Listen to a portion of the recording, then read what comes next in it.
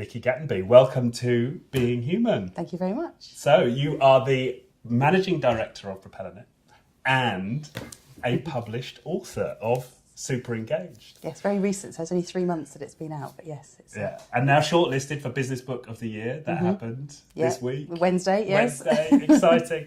So I am super excited to be here in your offices in Brighton, Propellernet. We've already had a conversation with Jack, the CEO, but now we're getting to go much deeper into the philosophy of Propellernet through what you've told us in this book, which I think is going to be of enormous value to our listeners. So let's start with Superengaged. What do you mean by Superengaged?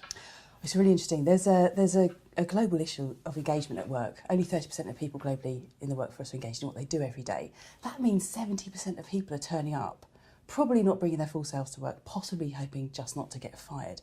What a waste of our collective human intelligence is that, and how bad is it for business? Now, knowing that from a research perspective, but also my own experience and lots of friends and relatives not enjoying their work and thinking, what a waste of our lives if that's happening. And I've been on a bit of a mission for the last 20 years to put people before profit, knowing that if you put people first, the profit will come. If you put money first, people tend to leave, and I've seen it time and time again. So our whole business here is about how we can increase the engagement levels of our team. It doesn't just mean about making people happy, but it's engagement. They feel challenged to do really, really good work and really love what they're doing every day. That way, we have way more innovation coming out of this business, way more creativity. We can live our values that our clients really want to enjoy and pay for, and we come up with ideas that light up the world. So engagement is one thing. Super engagement is where we've got to a whole other level with it. And internal research here has shown that people here are so engaged, not everybody, but at least a third of the business is super engaged in what they're doing. It doesn't even feel like work anymore. So that's what you define it as. It doesn't feel to them like they're at work. It takes engagement to a whole other level. Right. Okay. And you're saying so it's 90%, right? Here are engaged, yes. Which is incredible. And they had to create a new category when they did the survey, and that's where Superengaged came from, right? Because they found that a bunch of your people were at a different level of engagement to how they would normally survey it, which is incredible. So just for people so we hear that term used a lot in business, engaged, but so how do you define it at those two levels then, engaged and super engaged? So in any business, for people to feel engaged, they need to feel that they have a voice. Employee voice is so important. Yeah. They can trust the business and that they matter. It's not hard, listen to people, be trustworthy, and enable them to have their opinion, and they can make a difference within the business. So that's engagement levels. When you get to super engagement, it really ramps up. So people feel that their emotional and psychological well-being is being taken care of, that the business really does have their back. And if that's the case, they will have the back of the business. They will back the business 150%. Trust is still a main part in there, but challenge, and they know where they're going and they know how far they can push it. That's the difference between engagement and people just enjoying what they're doing, but wanting to make an impact. But the challenge aspect, knowing that they can take risks and they can innovate because the company takes care of their emotional and psychological well-being, takes it up to a whole other level. If people operating out of fear, they tend not to innovate. They tend not to be so challenging in what they can think about because they think they might get it wrong and get fired. That's why so many people are unengaged, because they're worried about their jobs. If you can create that environment of safety, but with challenge that goes with it, it's amazing what people will come up with. As I say, ideas that might just light up the world. Right, okay. Okay, so what is it that you've put, so I wonder where to start actually, to start with some of it, because there are some awesome examples of people actually taking risks and how that's manifested for your business. So maybe let's start with a couple of those examples, and then what it is you actively do to create the environment where that can happen. So what are some examples of people taking on those challenges? So we ask people what their side hustles are, because if everybody has interests outside of work, and in a lot of businesses they tend to be parked to the side and just pushed outside, and people have to get on with them in their out of hours time. I believe if you can bring that kind of thing in, it makes a massive difference to how engaged people are in their business. And we'll get to the mechanics of how it works in a minute, but one of our team, Andy, is hugely into cycling, and he really, really loves his bikes. He cycles probably 200-300 miles a week. He's out there all the time doing this. And he said to me, I'd just love to work with more cycling clients. If that could be my day job, it would not feel like work. And because he's so into cycling, can you imagine the impact it would have on a cycling client if he was working with them? Because he would just know so much about their world and their business. So when Evan Cycles approached us and said, we'd like to work with you, Andy was the perfect person to lead that pitch. Now, that's one of those serendipitous things. It's a bit like when you think about buying a new car or something, you suddenly see lots of them on the street. We thought a lot about, okay, how can we get in front of a cycling client? And suddenly they just seem to be there.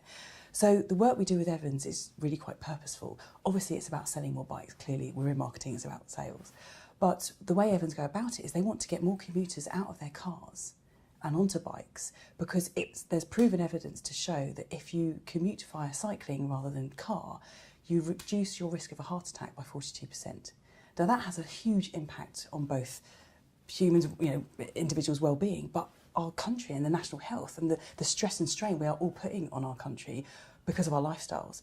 So it's a strong pull for us to do purposeful work. It's brilliant for Andy to be involved in bikes.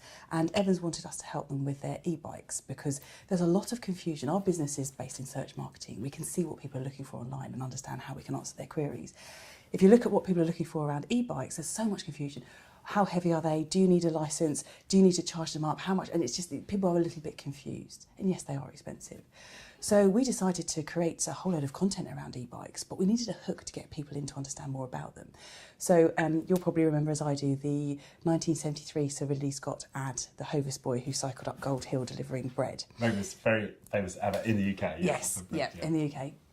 And we decided nostalgia is brilliant in terms of getting people to really ride on the back of it, and the PR opportunities off the back of nostalgia are great. So we got in touch with the original Hovis boy, Carl Barlow, who is now an ex-firefighter. He's 68 years old. He was very hard to find, actually. He's not on any social media. And we said to him, would you be part of this campaign to help Evans get on the e-bike market radar and go back up Gold Hill, but this time on an e-bike?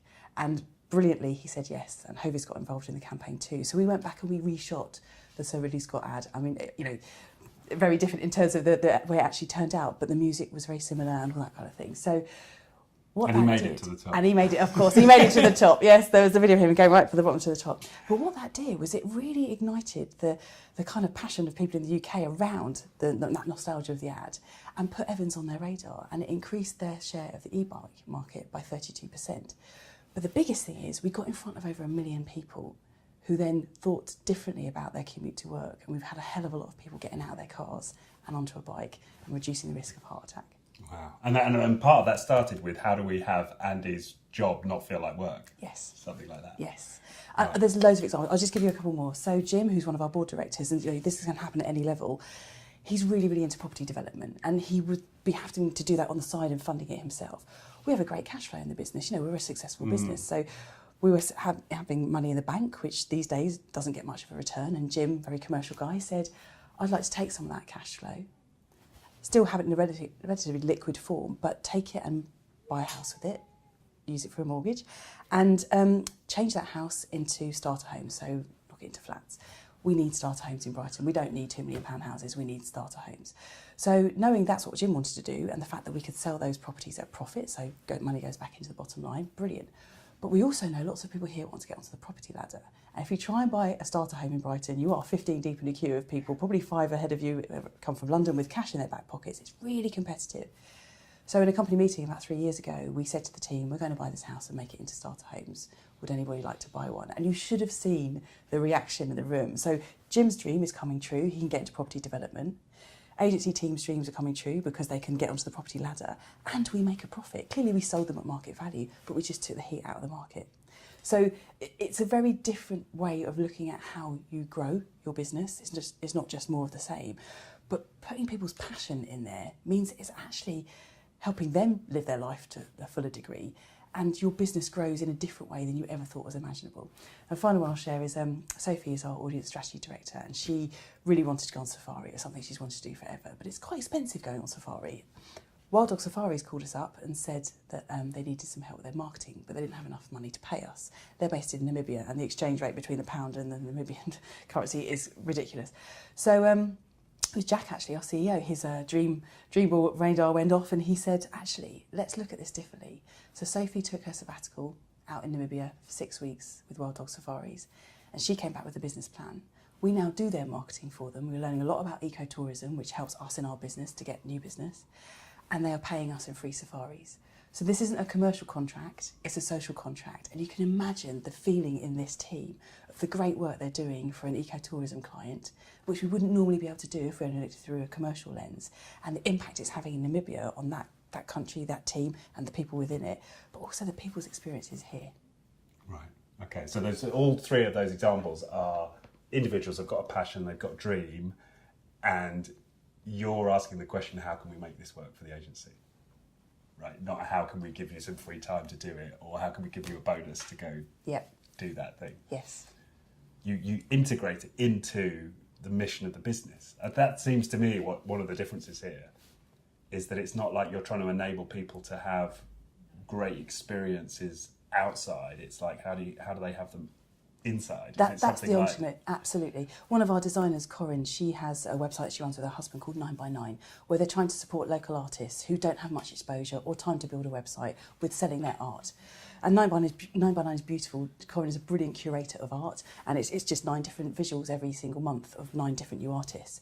So what we've done, and we can see it outside the building, is with our front window, which gets a lot of footfall past it because we're in the middle of a busy city, we've recreated the website window on our front window. So the 9 image prints that she has on the website each month, we have in our front window too. So we're fully supporting her business within this business. And you can imagine the loyalty Corinne has to this business, because it's something an employer wouldn't normally do. Right. And then a lot of people listening to this can be like, oh, right, running a business on dreams, but how do you stay profitable? That's going to be, how do you manage your bottom line if that's your mission?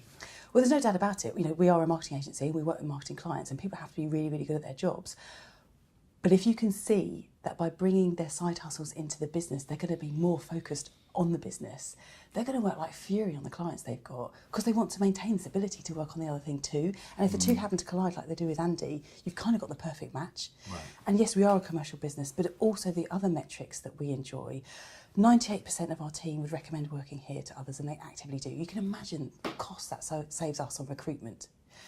Our staff turnover rate is a third of the industry average, or less than that actually. The industry average, based on the latest IPA report, is 30% turnover. We have less than 7%. So in terms of client relationships, in terms of knowledge leaving the building, we don't have that wastage to the same degree as other agencies. We've already got a competitive advantage there. Average day off sick is 1 day a year per person. Okay. And, depending which report you look at, it's anywhere between 5 and 12 in other agencies. And the amount of waste, if you added up all of your team and times that by 12 days, you're losing a hell of a lot of business time to sickness and illness where people are not enjoying their jobs. So it can feel quite frivolous, or you run your business on dreams, until you look under the bonnet and think, actually, there's all these really sustainable metrics that make this business a really strong place to be. And I am absolutely all over the commercials. We have to be sustainable. We're not a charity. We don't have anyone funding us. We want to create more money and throw off enough cash so we can invest in different businesses and different ways to grow our business. And it's not all about just getting bigger. It's about involving our team in the growth of this business in ways that motivates them beyond anything we could ever do individually. Right, and do you see a link there between this culture of investing in people first, investing in their passions, and not growing? Is there a link? I suppose it's almost it's kind of cause and effect. But I've run big agencies, and if you're 300 plus, we're humans, we're messy, we have a lot of baggage that comes with us, and you end up running the operation of the business as opposed to working with your clients and coming up with brilliant ideas when you get to that sort of size. And of course there are companies that are way bigger than that, but to get the best out of our team, we've decided to cap the size of this business at 60 people, and we call it 60 precious seats, and that is a real active strategy to force us to innovate in our growth. We could double the size of this business in terms of number of people in a matter of months, as any agency could. It wouldn't necessarily mean more margin. It would probably have more operational headaches. It wouldn't necessarily mean more creativity because you're trying to juggle a lot more activity. And it wouldn't necessarily mean more fun. And actually, all of us want to have a good time at work. I want to have a good time at work. And if my team are having a good time, I'm having a good time. So 60 precious seats is a real active approach for us. And it means we have to think differently about how we drive revenue. So it also means people are very responsible for their seat. And we have a language here where we say, what have you done to earn your seat this week? and people actively step up.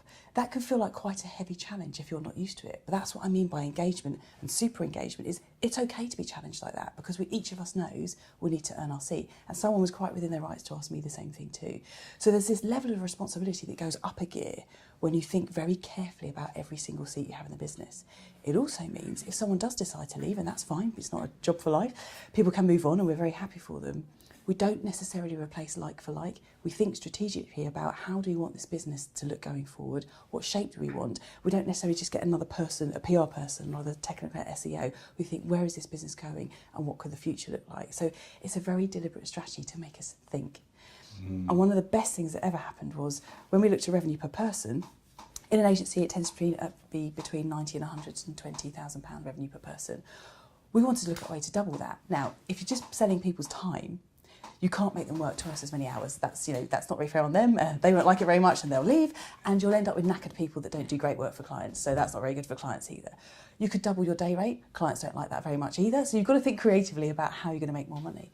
So again, back to asking the team. And we knew if we could solve a problem for this agency, it's likely we could solve the same problem in other agencies and monetize that. So what I mean by that is we asked everyone, what could we do to make life better for you in this business? And most of our PR team said, if only we could automate the production of coverage books. Now, for anyone who works in PR, you'll know what they are. But just as a summary, when you get coverage for your client from a PR perspective, they want to know what you've done and where it is because they might not see it all. So you need to create a coverage book. And it used to be snipping things out of newspapers and magazines and pasting them in a book, literally very manual. Now it's snipping things out of web pages and pasting it into a PowerPoint. It's a pretty soulless task. And then you have to go and find all the metrics that go with that coverage, how many people do they reach, etc. And it takes a long time to do, but it's very high value for a client because they want to know where their money's going and what coverage you've got in the world. So cutting a very long story short, over the last 4 years, strategy director Gary took that challenge on and said, okay, I'll work with this and develop a technology product that we can sell on a license basis to automate the production of coverage books. And last year, after 3 years of totally self-invested funding, Coverage Books has gone live. It's selling in over 3,000 cities around the world, I think near 4,000 now, and this year it's set to make more money than the agency. Now that is a complete step change in revenue per person by doing something different. If we hadn't have thought about 60 precious seats and we hadn't capped our number of people, in the 21st century, we'd have just been blindly growing and growing and growing bums on seats. But we have technology at our fingertips these days, and there is a different way to do things. And we can generate more money for this business, make life better for the PR industry, and the feedback we've had from the industry is incredible in terms of making people's lives better. We're saving other agencies time. Yes, they're paying for it, but a fraction of the amount of that time and the value they're losing in someone doing a soulless task. So it's kind of a win-win-win-win-win, if you see what I mean. Everybody is getting something they need out of this, and we're creating more revenue for us to invest in something else to help us grow in another way. And it started with the constraint of we're only going to have 60 people and we've got to think about how we can grow revenue without growing numbers of people. Yes. And it all started with forcing yourself to have that constraint. Right. But then backing someone to build a product when you're a services agency, right? And so that took something as well. And it comes back to how people feel trusted, how they feel heard, how they feel that they're challenged and their emotional, psychological well-being is being taken care of, because you can't give someone that challenge if they're living in fear. If they're coming from a strong place and they're not worried that failure means they're going to get the sack, they'll probably like to take that challenge and run at 100 miles an hour with it. Right. And so what happens when somebody does take a risk and they fail? How do you deal with that? We talk about it, we share it. Things do go wrong. What we do, we spread our risk. So Jack may have shared this with you already, but we started a beer company. We don't know that much about beer, and actually it's really hard to run a beer company. So over 2 years we've learnt a lot and we understand how distribution works, but we've decided to walk away from that idea. So things can be shut down. So it's less thinking about it as failure, it's just more about learning. And that's really easy to say. And I know people who are working in an environment of fear would think, I couldn't even go there. Here, it's okay. Let's just try it. And those people who worked on the beer idea, they're still around? Yes. Yeah, right. Because there's so much else going on, and there's so many other clients within the agency. Yeah. Right. Okay. See, that seems to me like an important part of the DNA here, is that you can take a risk, you can screw it up or learn something, however you want to frame it, and you've still got the precious seat. But as long as what? Like, what would you look? Would you say there's some qualifier to that? Like, it's okay to take risk. It's okay if you learn something it doesn't pan out. Is there an as long as at the end of that? Most people have a kind of a dual role, so a client-facing role in some way, shape or form, and they can take a risk of, on another business venture. Our technology team are now 100% in the technology business, and that was a very deliberate decision because it's hard to start a technology business. It's hard to take any risk, but so long as we do have some kind of commercial cover and the business is working. The other side of it is, are they a brilliant person to work with? And we have established a set of values, which is innovation, creativity, which comes through in Reams, adventure, fun and wellbeing. But we also talk about behaviours, and the behaviour we ask of people is to be a stunning colleague. I nicked that completely from Netflix. Thank you, Netflix. It's brilliant. But basically, be the person everyone wants to have in the team. There's a brilliant report by Harvard Business Review that says one toxic employee can wipe out the goodwill of 3 others. We don't stand for that kind of stuff. We don't want people thinking, oh my God, I've got to look behind me because there's this political nightmare going on. There's always going to be gossip and bits and pub talk, and that's fine. But what I won't stand for is people undermining each other. Here we need to support each other. Everybody needs to make sure that everybody else is okay. And to do that, you need to be a stunning colleague. And that's the very expected behaviour, and we talk about it a lot. We talk about it at the interview stage. The minute people walk into the building in their induction, we have awards for stunning colleagues, and it can feel a little bit McDonald's 5 stars, but it really works because it's an appreciated behaviour. And when you are on the receipt of someone saying, here's some feedback, this is why I nominated you for a Stunning Colleague Award, it feels amazing. And it's back to that, my emotional and psychological well-being. People notice what I do here and they love it. And that feedback loop is so, so important. Again, we're humans, we're messy, we come with a lot of baggage. We need to talk to each other and make sure everyone feels trusted. Right. It's not perfect, don't get me wrong, but that's where we're striving for it to be. Yeah, okay, awesome. So you did allude briefly to the dreamball process. Yes. So could we go take a look at your now famed dreamball machine? Yeah, absolutely. Okay, absolutely. Great. It's downstairs in the foundry, so we'll go down there now. We'll go and have a look. Okay. Great. So here we are at the dreamball machine. Tell us more. This was a mad idea that's turned into something that actually is fundamental to our business now. We talked about bringing people's side hustles in and wanting to understand their dreams more. So we thought, well, why don't we make it something bigger, not just a conversation, but something that becomes almost iconic with what we do. And this is a dreamball machine. It's an old-fashioned sweet dispenser. We found it on eBay. And inside of the top globe, there are capsules, a bit like you get in a Kinder Egg. And inside each capsule, there is the name of each person in the agency once they've passed their probation. And if we hit a target, or we win an award, or just because it's sunny, because there's no rules around dreams, we'll release a dream ball and we'll aim to make that person's dream come true. And how do we know what their dreams are? This is one of the reasons I love my job. When someone passes their probation, I have a dream consultation with them. And I ask them 2 questions. And the first question is, how are you going to make this business more successful? Because it's down to all of us. There's not somebody running it from the sky, it's all of us. So what are you going to do personally? Not what you think somebody else should do, but what are you going to do? And if that happens and we are more successful, what can we do to help make one of your dreams come true? Now, it's a really odd question to be asked at work, but that's kind of why we like it, because it's a little bit kooky, a bit offbeat. And sometimes people come armed with loads of ideas, and I've done lots of reading around this. We have around 100 dreams in our head at any one moment in time.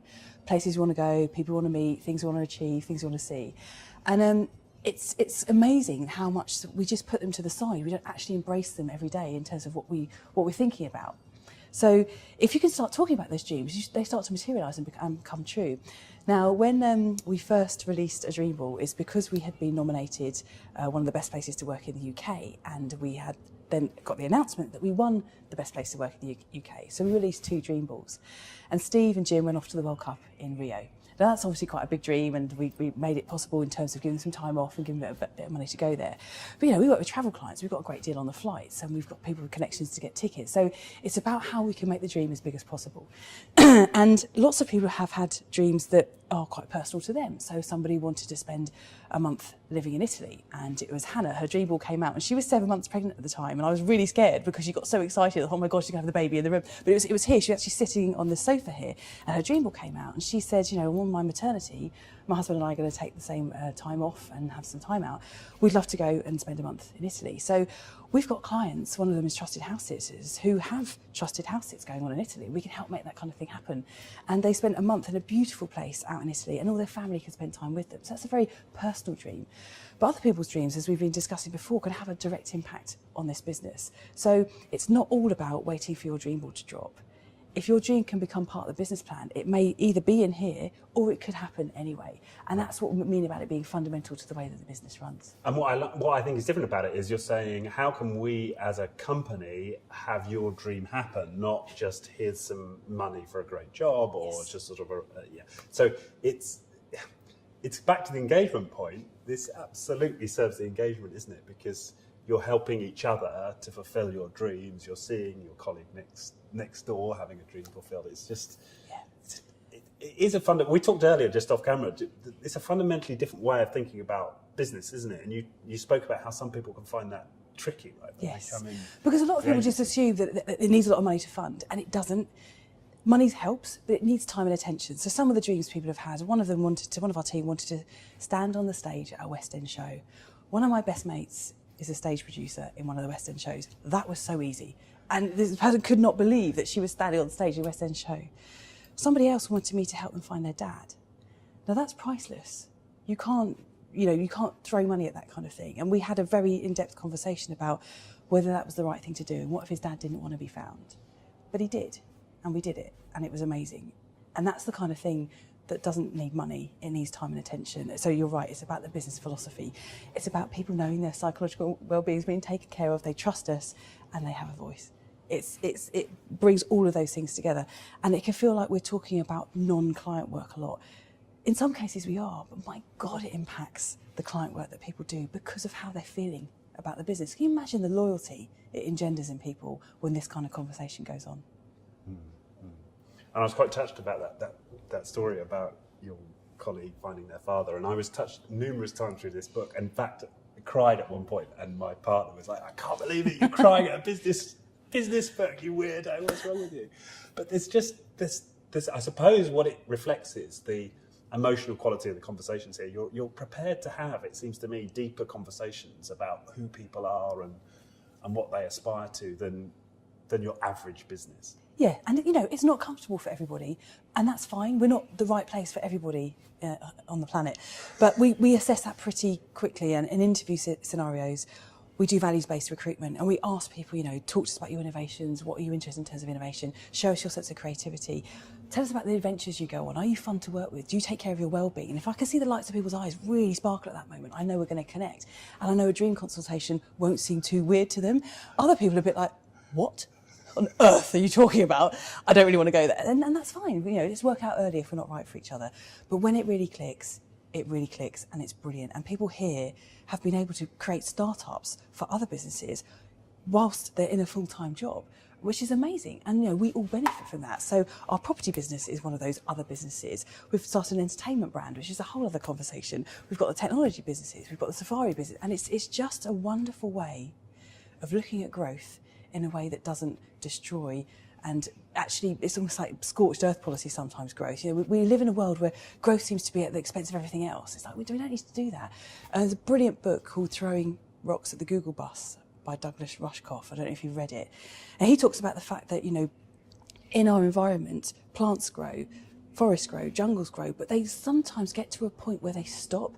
And particularly in the jungle, the plants will stop growing when there's just enough light for all living creatures to benefit, and they're not going to kill each other. And I think we need to think about that from a business perspective. We don't all need to grow and squeeze each other out the market. There is plenty of work. There is enough to go around for everybody. Let's look at what growth actually means for us. When we think about personal growth, we don't think about getting bigger. In fact, we think the opposite. It's more about depth and breadth of understanding on what we're doing. So when we're thinking about our businesses, it doesn't always have to be about size. Size doesn't always matter. It's about what the quality of the work and the deepness of the relationships within the business to really drive value for us and other people around us. Mm. And I wonder that because I wonder about your personal transition, right? Because you came from, as I understand it, agencies that weren't as oriented in this way previously. So what shifts have you had to make?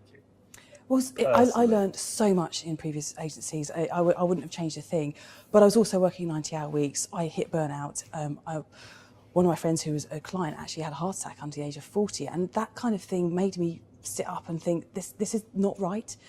Yes, it was fun. Yes, it was very creative. But there was also a lot of alpha males, a lot of alpha females, and quite a lot of heavy competition where it didn't need to be like that. Competition can drive performance, of course it can. But when it's non-stop, and you never take a moment to celebrate. You never take a moment to reflect. It's just the next target, the next target, the next target. We are humans, and at the end of the day, we need a break. We are not robots yet. We need to unplug and we need to think differently, and it needs to be more sustainable. It's back to the forest. If we're constantly competing and shoving each other out of the way, someone's going to die.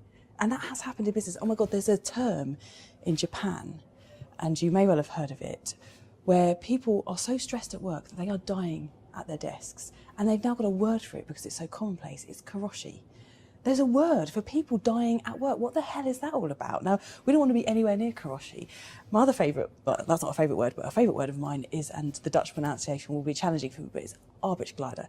And it means happiness at work. And I think the Dutch have got it right. You know, it's a brilliant word. And we should have more arbeidsgläder and less karoshi in the world, because that's the only way to be sustainable going forward. Right, okay. And so but you came from this place of burnout. You've found your way to this organisation because you're now the MD, but you weren't the founder. So but I'm still interested to know, was there anything you had to let go of or give up from your previous incarnation in order to thrive here and grow the business here? There's a lot of turning the thinking on its head. So I've been in businesses where the money comes first all the time, and I've seen that it doesn't work. So we needed to find a different way. And you can't just put fun at the front all the time. There has to be a commercial angle to it, but you need a balance. And we talk about that three-way balance between people, purpose and profit, because it can't always be about the money, because people will leave and you'll lose your sense of purpose. It can't just be purposeful, because a lot of the time businesses are like that. They end up becoming more of a charity base and looking for funding. No, we want to be self-funding, and it can't just be about the people, because everything else will fall apart. You need money to make the business work. So you have to find a balance, and getting to that balance is really hard.